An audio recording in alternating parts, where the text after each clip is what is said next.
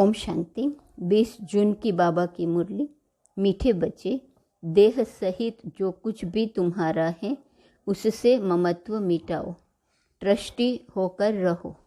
इसको ही जीते जी मरना कहा जाता है। प्रश्न, संगम युगी ब्राह्मणों का टाइटल कौन सा है?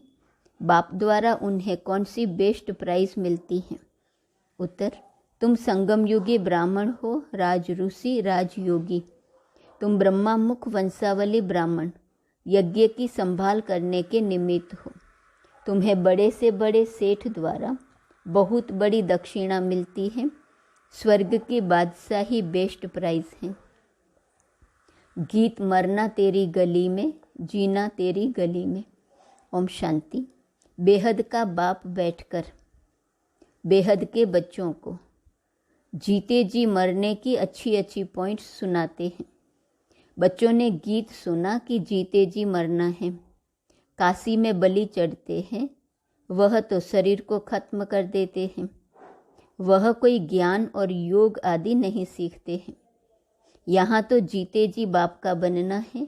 ज्ञान सुनने के लिए जीते जी देह अभिमान, देह सहित सब बंधन तोड़ अपने को आत्मा समझना है।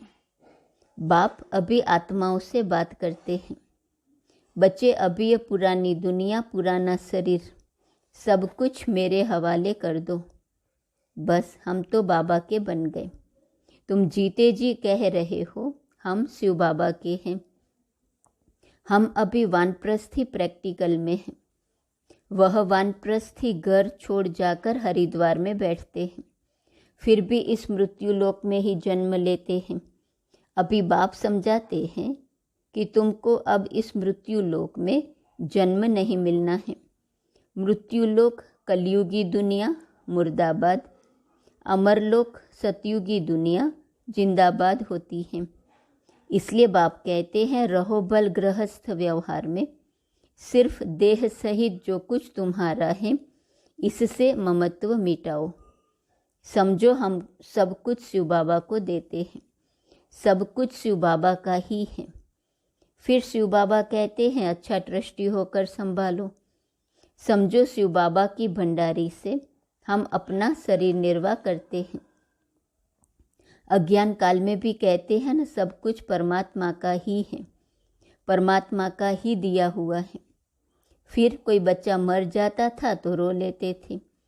अब बाप कहते हैं पुरानी चीज की याद भूल जाओ, एक बाप को याद करो, जो बाप नई दुनिया के लिए नया राज्य भाग्य देते हैं। घर गृहस्थ में रहते समझो यह सब कुछ शिव बाबा का है। हम शिव बाबा के भंडारे से खाते हैं। हम श्रीमत पर चलते हैं। कहेंगे बाबा हम मोटर लेवे, हाँ बच्चे भले लो। जो बच्चे समझते हैं सब कुछ शिव बाबा का है तो वह राय पूछते हैं। जीते जी मरना इसको कहा जाता है। भक्ति मार्ग में भी शिव बाबा के आगे बलि चढ़ते थे, परंतु ये ज्ञान नहीं था। यहाँ तो परमपिता परमात्मा बैठ ज्ञान सुनाते हैं। कितना सहज रीति किस जन्मों के लिए वर्षा देते हैं। बाबा कहते हैं मैं कब आया था यह कोई जानते नहीं। कहते भी हैं क्राइस्ट से 3000 वर्ष पहले भारत स्वर्ग था। अब वह स्वर्ग किसने स्थापन किया? देवी देवताएं स्वर्ग में कहाँ से आए? गाते भी हैं मनुष्य से देवता किए करत न लागी वार। वह कब आए? जरूर आएंगे कलयुग के अंत और सतयुग के आदि के संगम पर। बाप कहते हैं अब तुमको मनुष्य से देवता बनाने आया हूँ। इतने ढेर पढ़ने आते हैं, इसमें अंधश्रद्धा की बात नहीं। यह दूसरे सत्संगों माफिक नहीं है। सत्य बाप बैठ बच्चों को पढ़ाते हैं। बाबा ने समझाया है भक्ति मार्ग में भी बरोबर 2 बाप रहते हैं। एक जिस्म का लौकिक बाप, दूसरा आत्माओं का पारलौकिक बाप। आत्माएं उस पारलौकिक बाप को याद करती हैं। ओ गॉड फादर भिन्न भिन्न नाम रूप से याद करती हैं। लौकिक बाप से द्वापर से लेकर जन्म बाय जन्म वर्षा लेते आए हो। ऐसे तो नहीं सतयुग में भी लौकिक बाप का वर्षा लेते आए हैं, नहीं। सतयुग में जो लौकिक बाप से वर्षा लेते हैं वह इस समय की यहाँ ही कमाई है। यहाँ तुम इतनी कमाई करते हो जो 21 जन्मों के लिए वर्षा ले लेते हो। सतयुग में वर्षा तुम अभी के पुरुषार्थ से पाते हो। बेहद के बाप से बेहद का वर्षा पाते हो। बाप ही पतित दुनिया को पावन दुनिया बनाते हैं। यह लक्ष्य सौंप है जिससे पवित्र बनते हैं। बाप कहते हैं अपने को अशरीरी समझो, तुम आत्माएं कानों से सुनती हो। सतयुग त्रेता का 21 जन्मों का वर्षा अभी पारलौकिक बाप से मिलता है। फिर द्वापर से लेकर लौकिक बाप से अल्पकाल के लिए वर्षा लेते आए हो। भिन्न नाम रूप देश काल से याद पल उस पारलौकिक बाप को करते हैं। आत्मा याद करती है, कहती है यह मेरा शरीर लौकिक बाप ने दिया है। तो 2 बाप हुए न। अभी तुम बच्चे जानते हो कि तीसरा बाप भी है, प्रजापिता ब्रह्मा। तुम प्रैक्टिकल में ब्रह्मा कुमार कुमारियाँ हो। एक लौकिक बाप, दूसरा पारलौकिक निराकारी बाप, तीसरा है यह अलौकिक बाप। प्रजापिता गाया हुआ है परंतु मनुष्य जानते नहीं, समझते हैं ब्रह्मा तो सूक्ष्म वतनवासी हैं। तुम जानते हो ब्रह्मा तो साकारी बाप हैं। अब तुम परलोक जाने लिए तैयारी कर रहे हो। तुम जीते जी सभी वानप्रस्थी हो। वाणी से परे जाना है। यह शरीर छोड़ जाना है जरूर। मौत सबका होना है। मनुष्य वानप्रस्थ लेते हैं, साधु संत आदि से मंत्र लेते हैं, परंतु वह जानते नहीं कि यह शरीर छोड़कर हम स्वीट होम जाएंगे। यह जरूर तुम जानते हो। अभी हमको उतावली होती है कि पुराना शरीर छोड़ हम आत्मा बाप की याद में रहने से पावन बन बाबा के पास जाएंगे। बाबा से 21 जन्मों के लिए वर्षा लेंगे। तो लौकिक बाप भी हैं, ब्रह्मा बाबा भी हैं, तो शिव बाबा भी हैं। तीनों बाप हैं न बरोबर। इसमें अंधश्रद्धा की तो बात नहीं।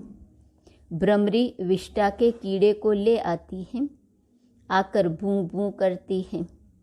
फिर उन कीड़ों में उनकी जात वाले होते हैं, वह आप समान बन जाते हैं। बाकी जो और जात वाले होते हैं वह सड़ जाते हैं। यहाँ भी तुम्हारे पास जो आते हैं उनमें भी जो देवी देवता धर्म वाला होगा उनको अच्छी रीति समझ में आएगा, बाकी की बुद्धि में बैठेगा नहीं।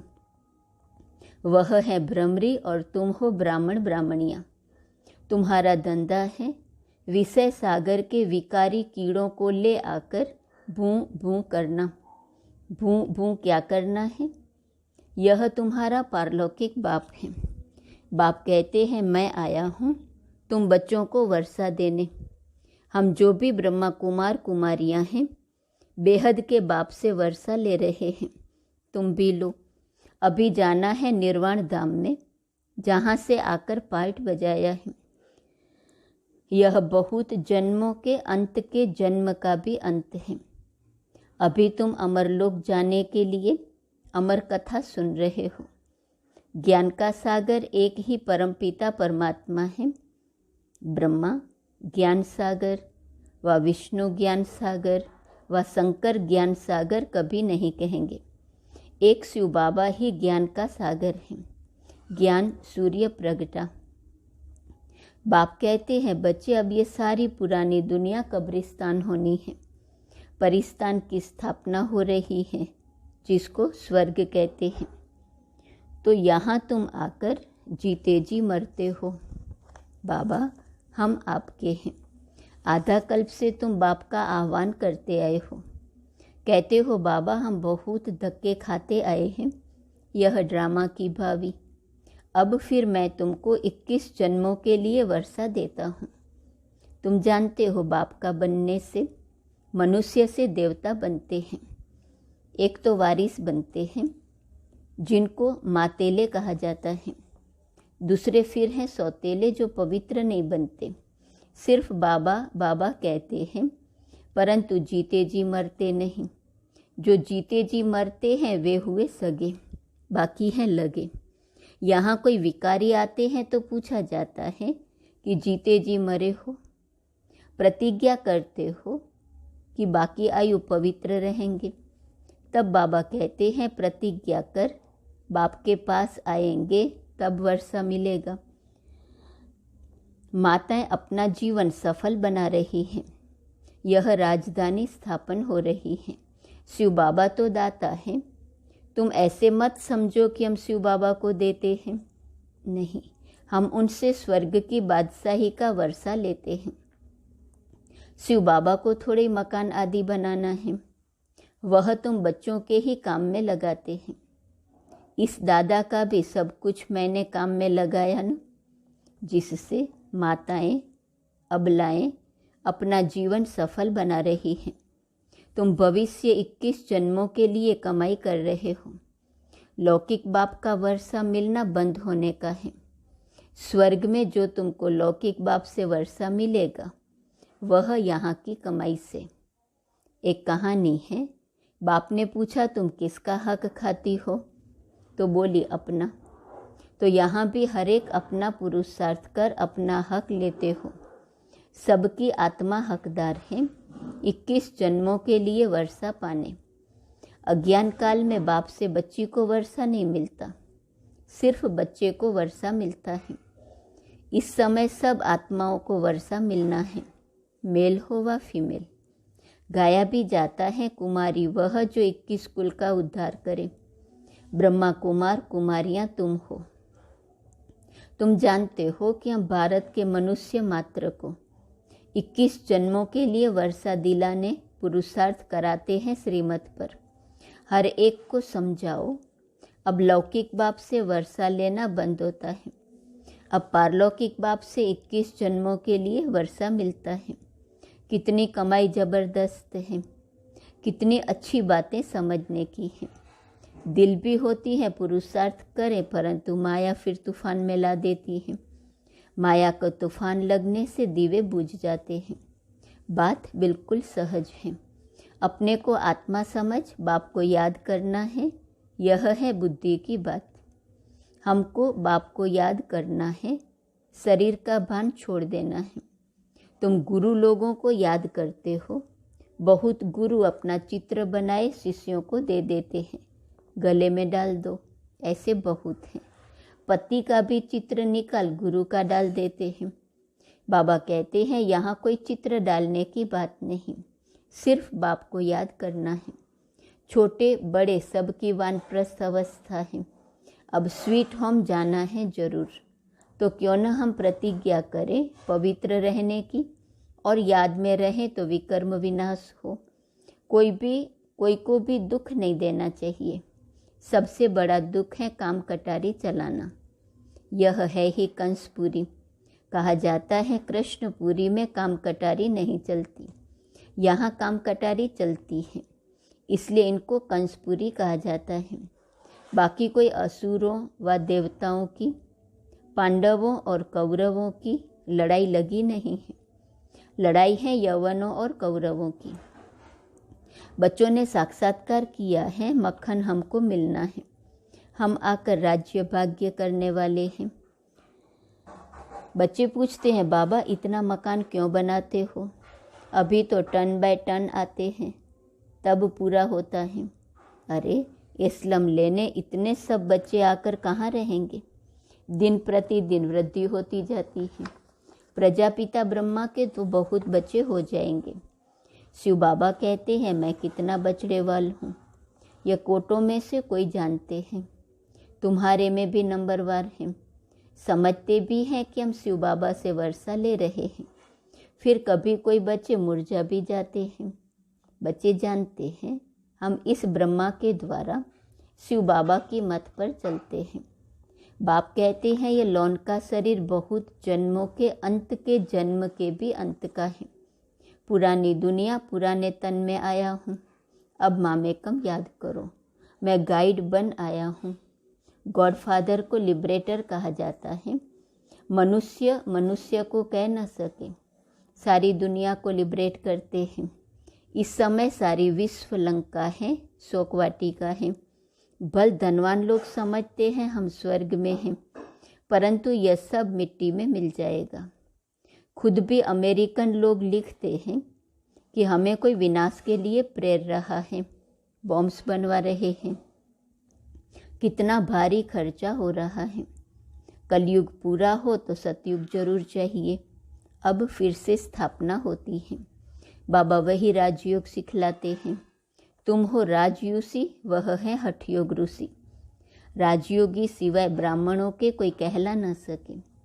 यह कहाँ लिखा हुआ थोड़े ही है कि राजयोगी ब्राह्मण थे। कृष्ण हो तो वह ब्राह्मण कैसे रचेंगे। ब्रह्मा हो तब तो मुख वंशावली ब्राह्मण बने। यह ब्राह्मणों द्वारा ही रचा जाता है। बाबा कितना बड़ा सेठ है, कितनी बड़ी दक्षिणा मिलती है। दक्षिणा मिलती है स्वर्ग की राजाई। यह सबसे बेस्ट प्राइज है। ब्राह्मण ही फिर देवता बन जाते हैं। चाहे सूर्यवंशी बनो, चाहे चंद्रवंशी बनो। बाबा कहते हैं तुम पूछ सकते हो, बाबा कल अगर हमारा शरीर छूट जाए तो हम क्या पद पाएंगे। बाबा झट बता सकते हैं। अभी तो समय ही थोड़ा है। शरीर छूट जाए फिर आप ज्ञान थोड़े ही ले सकेंगे। छोटा बच्चा क्या समझेगा। बच्चे अभी समझते हैं कि अब कलयुग पूरा हो, सतयुग आना है। अच्छा, मीठे मीठे सिकिलते बच्चों प्रति माता पिता बाप दादा का याद, प्यार और गुड मॉर्निंग। रूहानी बाप की रूहानी बच्चों को नमस्ते। रूहानी बच्चों की रूहानी बाप को नमस्ते नमस्ते नमस्ते। धारणा के लिए मुख्य सार। पहली पॉइंट, सदा स्मृति रखनी है कि यह हमारी वानप्रस्थ अवस्था है। हमें वाणी से परे स्वीट होम जाना है। अशरीरी बनने का अभ्यास करना है। दूसरी पॉइंट, 21 जन्मों के लिए अपना हक लेने के लिए पवित्र रहने की प्रतिज्ञा करनी है। सदा श्रीमत पर चलना है, जीते जी मरना है। वरदान, उड़ती कला के वरदान द्वारा सदा आगे बढ़ने वाले सर्व बंधन मुक्त भव। बाप का बनना अर्थात उड़ती कला के वरदानी बनना। इस वरदान को जीवन में लाने से कभी किसी कदम में भी पीछे नहीं होंगे, आगे ही आगे बढ़ते रहेंगे। सर्वशक्तिवान बाप का साथ है तो हर कदम में आगे हैं। स्वयं भी सदा संपन्न और दूसरों को भी संपन्न बनाने की सेवा करते हैं। वे किसी भी प्रकार की रुकावट में अपने कदमों को रोकते नहीं। ऐसे वरदानी बच्चे किसी के बंधन में आ नहीं सकते, सर्व बंधनों से मुक्त हो जाते हैं। स्लोगन, जिनके पास सर्व शक्तियों का स्टॉक है, प्रकृति उनकी दासी बन जाती है। आज का वरदान है, मैं सदा एक रस हूँ। अव्यक्त इशारे की पॉइंट है। बाप दादा द्वारा प्राप्त श्रेष्ठ आत्मा का स्वमान सदा स्मृति में रहे कि मैं साधारण आत्मा नहीं, परमात्मा स्वमानधारी आत्मा हूँ। तो यह स्वमान हर संकल्प में, हर कर्म में सफलता अवश्य दिलाएगा। यह स्वमान अभिमान को खत्म कर देता है, क्योंकि स्वमान है श्रेष्ठ अभिमान। तो श्रेष्ठ अभिमान भिन्न भिन्न अशुद्ध देह अभिमान को समाप्त कर देता है। ओम शांति।